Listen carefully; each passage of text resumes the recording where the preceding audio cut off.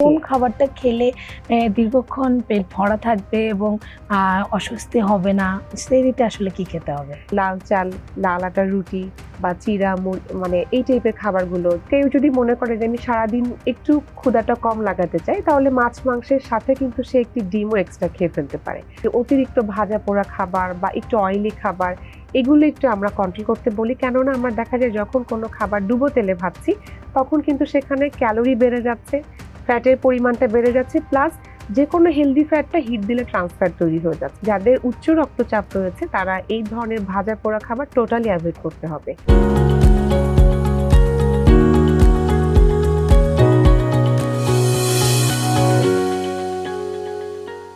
দর্শক, JMI group presents TBS ভালো থাকুন আপনাদের স্বাগত জানাচ্ছি। আমি তাওসিয়া তাজমিম। আমাদের আজকের আলোচনার বিষয় রমজানে কার খাবার কেমন হবে। এ বিষয়ে কথা বলতে আমাদের সঙ্গে আছেন পুষ্টিবিদ সামিয়া তাসনিম। আমাদের অনুষ্ঠানে আপনাকে স্বাগতম। অনেক ধন্যবাদ আপু আমাকে আমন্ত্রণ জানানোর জন্য। রমজান মাস শুরু হয়েছে। রমজানে যে খাবার নিয়ে কথা হয় যে ইফতারে খাবারটা কেমন হবে, আপনার কাছেও জানতে চাচ্ছি যে রমজানে ইফতারে স্বাস্থ্যকর কোন খাবারগুলো রাখতে হবে। জি, অনেক ধন্যবাদ। মূলত আসলে দেখা যায় সারাদিন তো আমরা নরমাল সময়ে বিভিন্ন টাইমে খাবারগুলো খেতে পারি, কিন্তু দেখা যায় রমজান মাসে তো আমাদের তো একটা টাইম লিমিটেড থাকে যে এই সময়ের পরে আমরা খেতে পারবো না। তো সেই দিক থেকে চিন্তা করে আসলে এত বেশি কনসার্ন যে আমাদের ইফতার কেমন হতে হবে, সেহরি কেমন হতে হবে। তবে ইফতারের ক্ষেত্রে আমাদের অবশ্যই কেয়ারফুল থাকতে হবে যে এমন কোনো খাবার খাওয়া যাবে না যেটা খেলে আপনার সারাটা দিন ব্লটিং হয়, গ্যাস তৈরি হয় বা প্রবলেম হচ্ছে, পেটটা ফেঁপে যাচ্ছে বা আপনার লুজ মোশন হয়ে যাচ্ছে। এগুলো হলে কি হচ্ছে, তখন কিন্তু সে আর রোজা রাখতে পারবে না বা তার পরবর্তী রোজাগুলো তার অনেক কষ্ট হয়ে যাবে। এই জন্য আমাদের ইফতারের খাবারগুলো খুব কেয়ারফুলি নির্বাচন করতে হবে যে যেগুলো খুবই সহজ পাচ্য খাবার সেই খাবারগুলোকে খাদ্য তালিকায় রাখা, প্লাস এমন কিছু খাবার সিলেক্ট করা যেটা আমাদের আসলে খুব দ্রুত গ্লুকোজ প্রোভাইড করে থাকে। যেমন অল্প খাবারেই গ্লুকোজটা বডিতে ঠিকভাবে গেলে আমরা সারাদিনের যে আসলে ক্লান্তি থাকে বা যে না খেয়ে থাকা সেটা কিন্তু খুব দ্রুত কোন আমরা খাবারগুলো এনার্জেটিক ফিল আসলে হয়ে যায়। ইফতারে খাবে? যেমন হচ্ছে যে খেজুরটা আচ্ছা। আমাদের খুব দ্রুত মানে এটা গ্লুকোজ প্রোভাইড করে বডিতে। তো আমরা প্রথমে একটা খেজুর খেয়ে নিব, আমরা তাহলে সাথে সাথে খুব এনার্জেটিক ফিল করব। এরপরে আমরা বলে থাকি যে যে কোনো একটা কার্ব রাখা, সেটা হতে পারে চিড়া, হতে পারে মুড়ি, অথবা ভাতও হতে পারে, অথবা রুটিও হতে পারে। আর এটার সাথে যেমন আমরা কম্বাইন করে প্রোটিন সিলেক্ট করতে পারি যে চিড়ার সাথে দইটা রাখা, তারপরে আপনার রুটির সাথে গ্রিল চিকেন বা নর্মালি কারি চিকেন, অথবা আমরা মুড়ির সাথে ছোলাটাও রাখতে পারি। আর প্রোটিন হিসেবে কিন্তু আমরা যেমন ফিশের কোনো আইটেম রাখতে পারি, হালিম রাখতে পারি, ডিম বয়েল রাখতে পারি। এটা হচ্ছে একটা প্রোটিনের সোর্স হলো। আর ফ্রুটস আর ভেজিটেবলসটা আমরা চাইলে একটু জুস করে খেতে পারি, যেমন তরমুজ আছে, বেল আছে, বা আমরা যদি ইয়োগার্টটাকেও যদি এখানে ইনক্লুড করি ফ্রুটস এর সাথে, কেউ চাইলে আমরা জুস করে ফেলতে পারি, কেউ চাইলে আমরা এটাকে সালাদে কনভার্ট করতে পারি। তাহলে কিন্তু এই যে প্রোবায়োটিক রিচ খাবারটা আমাদের বডিতে যাওয়ার কারণে আমাদের যে কোনো ধরনের একটু গাট ব্যাকটেরিয়াল প্রবলেম থাকলেও সেটা রিমুভ হয়ে যায় বা আমাদের ডাইজেশনটাকে ইমপ্রুভ করতে পারে। তো যদি আমরা কম্বাইন করে খাবারগুলো রাখি, আর যাদের দেখা যাচ্ছে খুবই সেনসিটিভ যে একটু ছোলা খেলেও হয়তো অ্যাসিডিটি হতে পারে বা বিভিন্ন ডিজিজের যারা রয়েছেন তাদের ক্ষেত্রেও কিন্তু একটু স্পেসিফিক তখন আমরা কন্ট্রোল করতে বলে থাকি আর কি। আচ্ছা, ইফতারের পরেই তো সেহরির কথা আসে যে জি। কোন খাবারটা খেলে দীর্ঘক্ষণ পেট ভরা থাকবে এবং অস্বস্তি হবে না। সেহরিতে আসলে কি খেতে হবে? সেহরি খাবারটা খুব জরুরি। কেননা আমরা তো আসলে সেহরি খাবারের উপরেই কিন্তু ডিপেন্ড করে সারাদিন কেমন থাকবো এটা বোঝা যায়। তো অনেকেই আছেন সেহরি স্কিপ করে ফেলেন, তাদের ক্ষেত্রে প্রবলেম হয় যে তারা খুব উইক ফিল করেন, যে সারাদিনে তাদের দেখা যাচ্ছে যে ডিহাইড্রেশন হচ্ছে বা খাবারটা দেরি করে খাওয়ার কারণে দেখা যাচ্ছে সে ইফতারের আগেই উইক হয়ে যাচ্ছে। আর যাদের ডায়াবেটিস আছে তাদের ক্ষেত্রেও কিন্তু খুব ইম্পর্টেন্ট সেহরি খাবারটা অবশ্যই খেয়ে ফেলা। তো এখানে খাবারগুলো কমপ্লেক্স কার্বোহাইড্রেটটা রাখতে বলা হয়, যেমন লাল চাল, লাল আটার রুটি বা চিড়া মানে এই টাইপের খাবারগুলো। যে ভাতটাও যদি আমরা একটু লাল চাল হতে পারে তাহলে এটা কমপ্লেক্স হলো, আমাদের সারাদিনে গ্লুকোজটা ধীরে ধীরে পৌঁছায়। আবার যদি কেউ লাল চাল খেতে পছন্দ না করে, অবশ্যই সে নর্মাল চাল যেটা আমরা বলে যে রিফাইন সেগুলো খেতে পারে। সেটার পাশাপাশি সবজি, যেমন হচ্ছে আমরা বাঁধাকপি ভাজি বা যে কোনো ধরনের কারি ভেজিটেবল, এগুলো রাখলে তার একটু ফাইবারটা বেশি যাচ্ছে। আর প্লাস প্রোটিনটা খুব ইম্পর্টেন্ট, প্রোটিনটা যেন কম না হয়ে যায়। যেমন ডিমটা কিন্তু খুব ভালো, এটা আমাদের ক্ষুধাটাকে কন্ট্রোল করে থাকে। যেমন কেউ যদি মনে করে যে আমি সারাদিন একটু ক্ষুধাটা কম লাগাতে চাই, তাহলে মাছ মাংসের সাথে কিন্তু সে একটি ডিমও এক্সট্রা খেয়ে ফেলতে পারে। যদি তার আদার্স কোনো প্রবলেম না থেকে থাকে ডিমে বা এক্সট্রা প্রোটিনে, তাহলে সে সুস্থ মানুষ মাছ মাংসের পাশাপাশি একটা ডিম সিদ্ধ করে সে রাখতে পারে। এটাও কিন্তু দেখা যাচ্ছে তার সারাদিনে খুব ভালো একটা ফিল দিবে, তার মনে হবে ফুল একটা ফিল কাজ করছে, ক্ষুধা লাগছে না বা সে স্ট্রং থাকতে পারছে। এটাই হলো সেহরির মানে খাবারগুলো, এরকম হলে ভালো হবে। আচ্ছা, আপনি বললেন যে ডায়াবেটিস রোগীরা কি খাবে। তো আমাদের তো আপনি জানেন যে নন কমিউনিকেবল ডিজিজ বাড়ছে, জি। ডায়াবেটিস, হাইপারটেনশন, বিভিন্ন ধরনের রোগ বাড়ছে, কিডনি। তো এই পেশেন্টরা আসলে কি খাবে ইফতারে এবং সেহরিতে? এই প্রবলেমগুলো আসলে মূলত আমি একটু ফোকাস করতে চাই যে আমাদের আসলে খাদ্যাভ্যাস যখন অনিয়ন্ত্রিত হয়ে যায়, তখনই কিন্তু এই নন কমিউনিকেবল ডিজিজ গুলো গ্রো করে থাকে। আমরা সবাই জানি যে আমাদের এখন কিন্তু কাজগুলোই বসে থাকা, আমরা সেডেন্টারি ওয়ার্কার। তো সেই হিসেবে যদি আমরা খাবারগুলোর ক্যালোরি বা টাইপ অফ ফুড গুলো যদি আমরা সঠিকভাবে যার যেরকম তার মতো করে যদি না নিতে পারি, তখন এই প্রবলেমগুলো বেড়ে যায়। আর যেহেতু অলরেডি এই প্রবলেম অনেক, তো তাদের অবশ্যই আরো বেশি কেয়ারফুল হতে হবে। বিশেষ করে রমজান মাসে ডায়াবেটিক পেশেন্টদের যেই মেডিসিন গুলো নেওয়া হয়, সেটার জন্য তার রমজানের শুরুতে একজন ফিজিশিয়ান দেখিয়ে নেওয়া ভালো যে আসলে সে রোজাটাতে করতে গেলে তার মেডিসিনের ডোজটা কেমন হবে বা ইনসুলিনের ডোজটা কেমন হবে বা তার প্রেশারের মেডিসিনটা কিরকম হচ্ছে, যারা হাইপারটেনসিভ। তো এই জিনিসগুলো দেখিয়ে নেওয়ার পরে তার খাদ্যাভ্যাসগুলো আমরা বলে থাকি যে অবশ্যই, যেটা একটু আগে বলেছি যে ডায়াবেটিস পেশেন্টের জন্য মানে সেহরিটা খুব গুরুত্বপূর্ণ, কারণ সেহরি খাবারটা দিয়ে সে সারাদিন হাইপোগ্লাইসিমিয়া হয়ে যাবে কিনা বা সুস্থ থাকবে কিনা সেটাও কিন্তু নির্ধারণ করছে। তাই খাবারগুলো এমন ভাবে আমাদের নির্বাচন করতে হবে, যেমন আঁশযুক্ত খাবার বা একটা কমপ্লিট ব্যালেন্সড খাবার, যে মাছ মাংস খেলো, দুধ খেতে পারে বা ডিম খেতে পারে, সেটার সাথে আমরা ভাতটা রাখতে পারি বা রুটি রাখতে পারি, একটু ফ্রুটসও রাখা যেতে পারে। এই যে কমপ্লিট ব্যালেন্সড একটা খাবার যদি সে নিতে পারে, তাহলে সারাদিন তার ধীরে ধীরে ব্লাডে গ্লুকোজটা পৌঁছাবে, তখন দেখা যাবে তার হাইপোগ্লাইসেমিক হওয়ার চান্সটা থাকবে না। আবার অনেকেই আছেন যে হয়তো রাত 1টার মধ্যে খেয়ে ফেললো, সেহরি করছে না, তখন তাদের ক্ষেত্রে দেখা যাচ্ছে যে অনেক সময় হয়তো সে মেডিসিনটা নিয়েছে, তার মানে দিনের মাঝখানে দেখা যাচ্ছে তার হাইপোগ্লাইসেমিয়া হচ্ছে বা গ্লুকোজ যেটা আমরা বলে থাকি যে কমে যাওয়া, তখন কিন্তু তার রোজাটা ভেঙে ফেলতে হচ্ছে। তো এই জন্য আমি মনে করি ডায়াবেটিক পেশেন্টদের সেহরি খাবারটা ইম্পর্টেন্ট, আর ইফতারটাও তার জন্য আরেকটু কেয়ারফুল। কেননা আমরা ইফতারের সময় দেখা যাচ্ছে অনেক টাইপের খাবারের আসলে আয়োজন করা হয়ে থাকে ট্র্যাডিশনালি। তো এখন অনেকেই সচেতন, এখন অনেকেই জানেন বা হয়তো আমাদের ইনফরমেশন গুলো দেখে সচেতন হয়েছেন।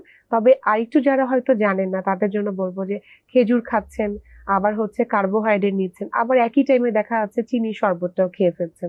এটা করা যাবে না, কারণ একই সাথে যদি সে কার্বোহাইড্রেট বেশি নিয়ে ফেলেন, দেখা যাবে তার ব্লাডে গ্লুকোজটা খুব দ্রুত রেইজ করে ফেলছে, সুগারটা তার বেড়ে যাচ্ছে।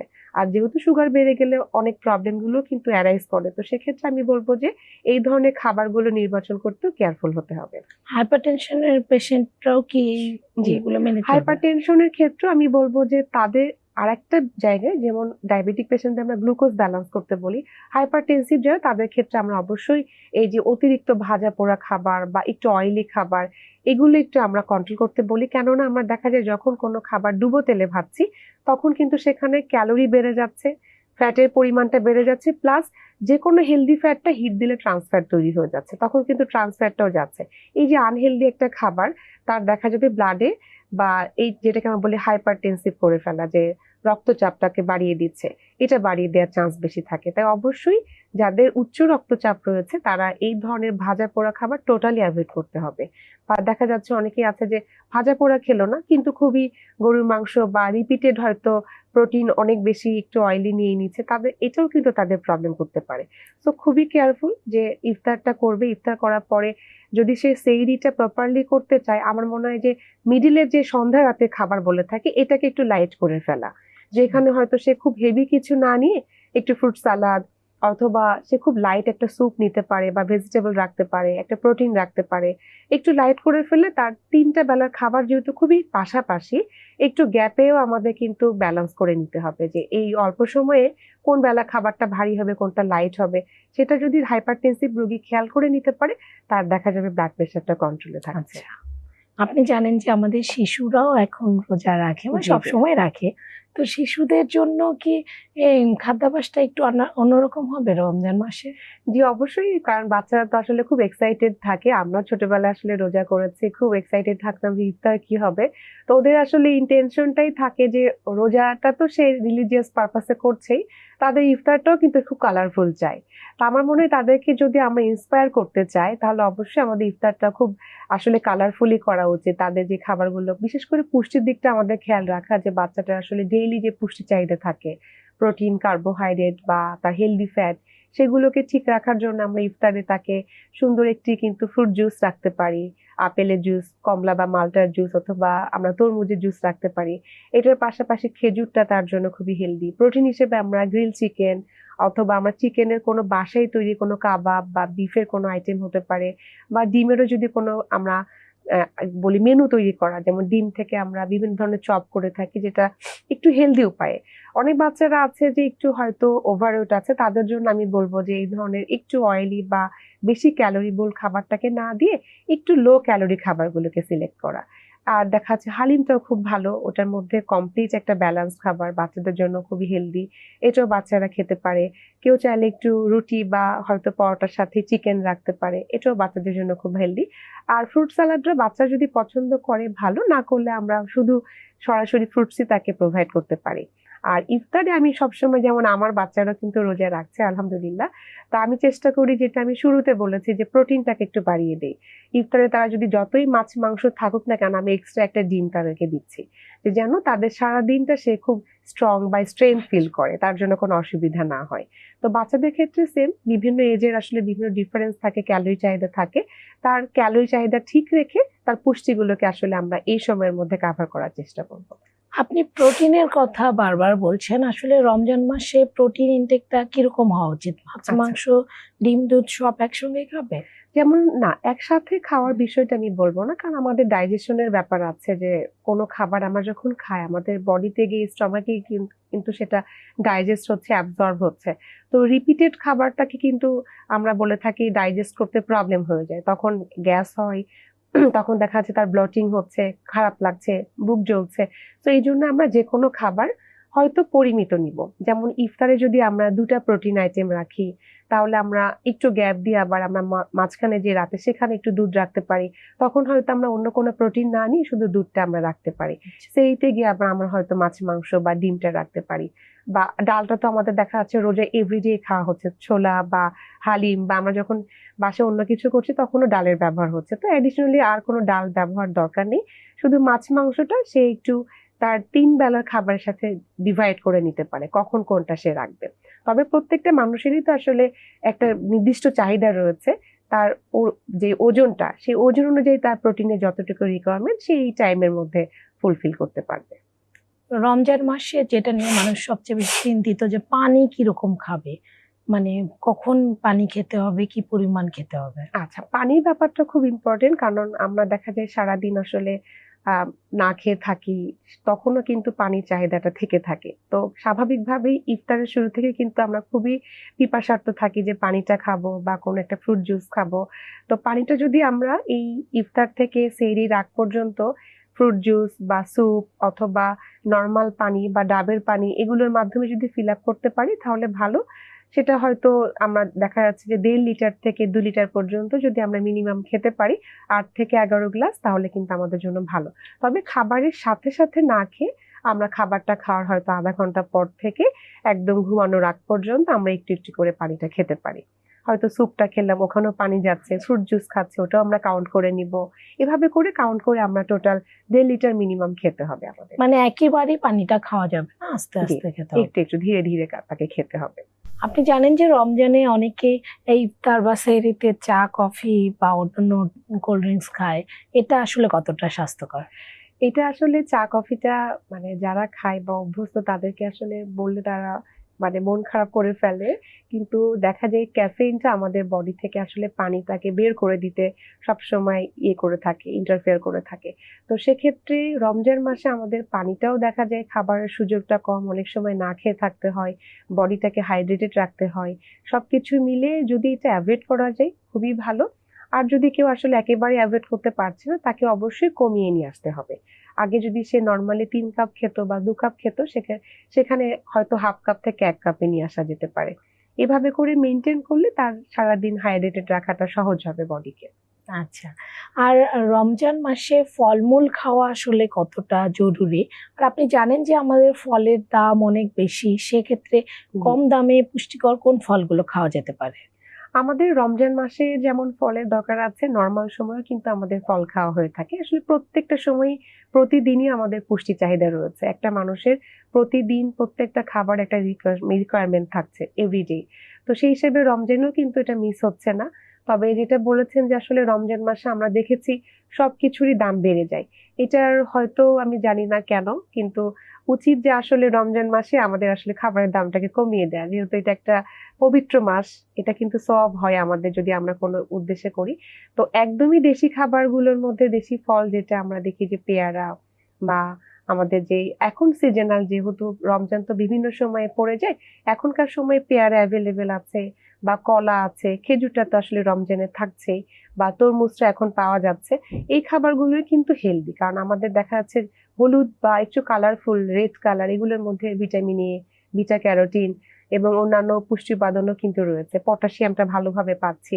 প্লাস আমাদের সাইট্রাস ফ্রুট যেমন পেয়ারা বা যদি আমরা কমলা মালটাতে চলে যাই, সেখানে আমাদের ভিটামিন সিটা পাচ্ছি। তো আসলে কম্বাইন করে যদি আমরা খাই, যেমন তরমুজ একটু হয়তো আমরা পেয়ারা, বা আমরা একটু কমলা মালটা সাথে একটু পেয়ারা, এরকম কম্বাইন করে খেলে আমাদের পুষ্টিরও কিন্তু ভিন্নতা আসছে, রেগুলার রিকোয়ারমেন্টটা ফুলফিল হচ্ছে।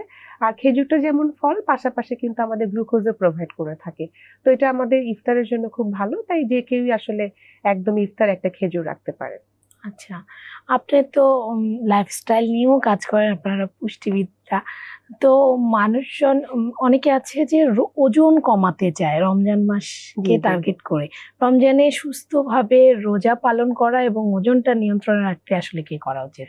রমজানেও আমরা আসলে মানে রোজা, আপনি যে প্রশ্নটা করেছেন এটা আমার কাছে খুব ভালো লেগেছে, কারণ অনেকেই কিন্তু আমরা যারা চেম্বারে প্র্যাকটিস করছি, মোটামুটি যাদের ওভারওয়েট আছে তারা কিন্তু বিভিন্ন ডিজিজে কিন্তু আক্রান্ত, যেমন দেখা যাচ্ছে ডায়াবেটিস বা কোলেস্টেরল লেভেল বেড়ে যাচ্ছে, ইউরিক অ্যাসিড বেড়ে যাচ্ছে, বা বিভিন্ন ধরনের সমস্যাগুলো কিন্তু থাকে। তো রমজান মাসে কিন্তু শুরুতেই তারা ডায়েট প্ল্যানটা করে নেয়। আর যাদের ওজন বেশি তারা কিন্তু আসলেই অনেকগুলো প্রবলেম ফেস করে। তো এমন না যে তারা রোজার মাসে ছেড়ে দিয়ে আবার ওজনটাকে বাড়িয়ে ফেলবে।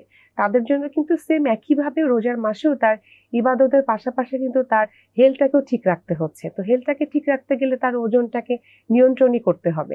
তো সেক্ষেত্রে আমরা কিন্তু সাজেস্ট করে দিচ্ছি, যেমন তার কার্বোহাইড্রেট বা প্রোটিন বা যেকোনো কিছু কিন্তু তার আমরা ফিক্সড একটা অ্যামাউন্ট করে দেই। ব্যালান্স করে ক্যালোরিটাকে আমরা, যেহেতু ওজন কমাতে গেলে আমাদের মেইন হচ্ছে ক্যালোরি ডেফিসিট করা।